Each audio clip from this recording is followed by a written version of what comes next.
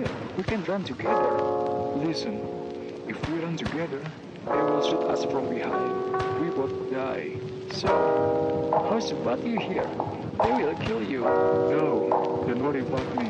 I will hold them. I want you to promise me to survive, to take this message for our country.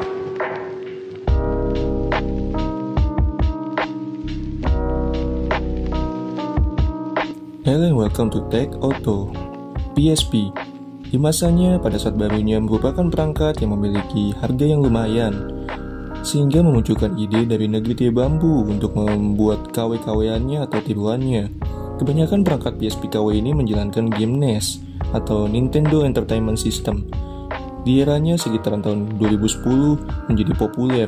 Bahkan kami ingat sampai-sampai pada saat itu di SD ada tukang yang menyewakan untuk bermain PSP KW ini. Tetapi di perangkat ini berbeda. Apakah perbedaannya itu? Nanti kita akan bahas. Ini adalah MD Max Pocket 699. Dan sebelum kita lanjut, mohon sempatkan diri Anda untuk menekan tombol subscribe di bawah situ. Dan jangan lupa menekan tombol like. Oh iya, sebelumnya kami pernah membahas tentang PSP asli. Klik tombol I yang ada di kanan atas itu kalau Anda ingin menontonnya. Kita kembali ke topiknya. Kenapa MD Pocket ini bisa berbeda? Apakah karena bentuknya?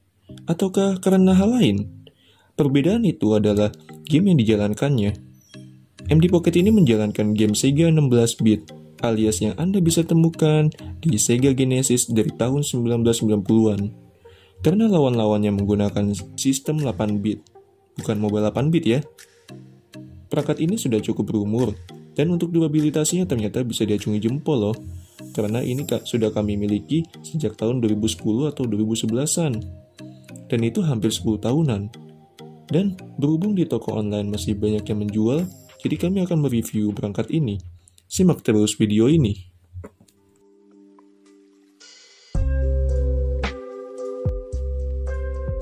Desain depannya ini terlihat berbeda dan tidak ada garis desain PSP.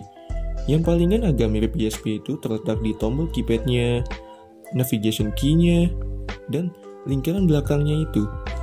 Format keypadnya ini memiliki konfigurasi XABC. Ini cukup aneh, mengingat Sega Genesis itu hanya memiliki 3 tombol, yaitu ABC. Dan format ini malah mengingatkan pada controller Xbox yang berkonfigurasi XYAB. Tombolnya agak kurang enak pada saat ditekan, dan sedikit agak ringkih, dan kurang kliki. Oh iya, desainnya ini malah mengingatkan pada Game Boy jadul. Lalu di bawahnya ada indikator charging di kirinya. Di tengahnya itu ada slot cartridge dan USB Type mini, macam di PSP juga, dan cetekan on-off. Sedikit penjelasan mengenai cartridge.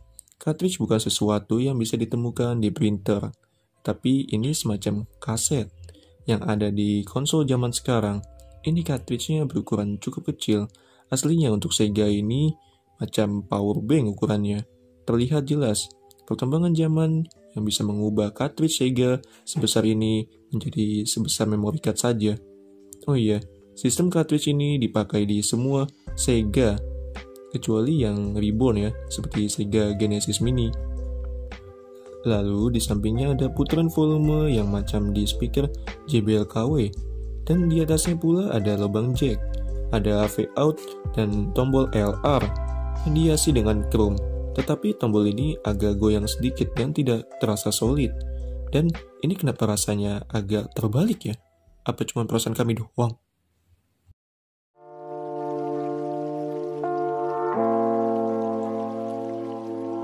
Sekarang kita nyalakan MD Pocket ini.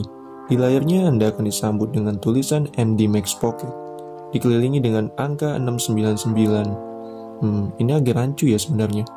Setelah booting up, Anda akan disambut dengan list-list game yang bisa Anda mainkan. Kami tidak mendapatkan spesifikasi teknis mengenai layarnya. Yang jelas ini berukuran 3,5 inci saja, macam HP Android zaman dulu, dengan warna dan resolusinya agak kecil, mungkin sekitaran 320 x 480 pikselan.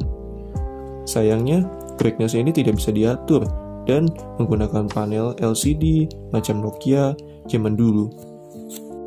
Secara default atau tanpa cartridge, MD Max ini memiliki 24 game loh yang sudah terinstall, dan cartridge ini sebenarnya tambahan dan tidak dalam satu paket. Sayangnya, karena tidak begitu populer, untuk mencari cartridge ini agak susah, karena biasanya toko-toko sudah mulai tidak menjual. Jangankan untuk cartridge ini, untuk Sega Genesis aslinya pun sudah susah untuk mencari cartridge-nya. Mungkin menemukannya macam menemukan berlian di tengah lumpur. List game ini ada Super Mario World, Tiny Toon Adventure, Street of Rage, Rollo to the Rescue, dan Batman. Ke bawahnya lagi ada Clex, Rambo 3, Columns, Super Volleyball, dan Double Clutch. Ke bawahnya lagi ada Zoom, Trampoline Terror, Ball Jacks, Alex Kidd, dan Tetris. Di pack selanjutnya ada Hard Driving, Dragon SI Shanghai 3, panjang sekali namanya, Art Alive, Blockout, dan Fatal Labyrinth. Di kloter terakhir ada Flicky, Miss Backman, Super Ping Pong, dan Solve It the Warehouse Game. Ini nggak kalah panjang. Tetapi kenapa nggak ada Sonic ya? Sayang sekali.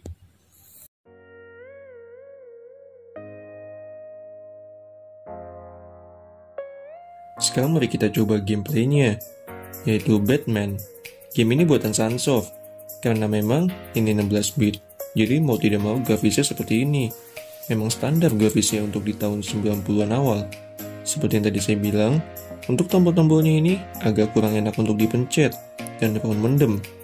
Seperti di zaman itu pula, opsi pause ini benar-benar untuk menjeda gameplaynya.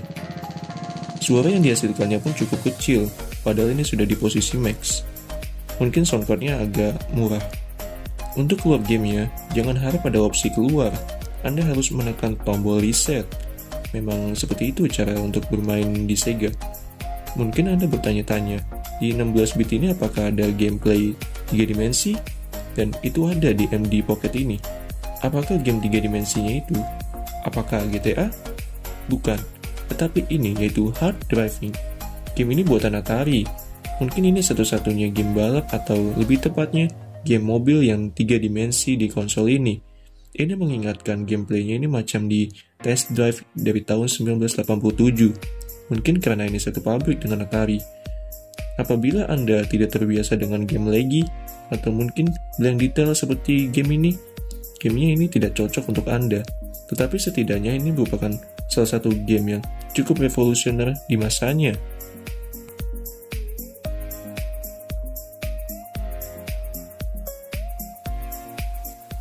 Overall, dari MD Pocket ini, perangkat ini tidak cocok apabila Anda ingin game dengan grafis yang luar biasa, karena ini masih 16-bit. Dan memang di zaman itu pula, game-game itu masih memiliki standar grafis seperti itu.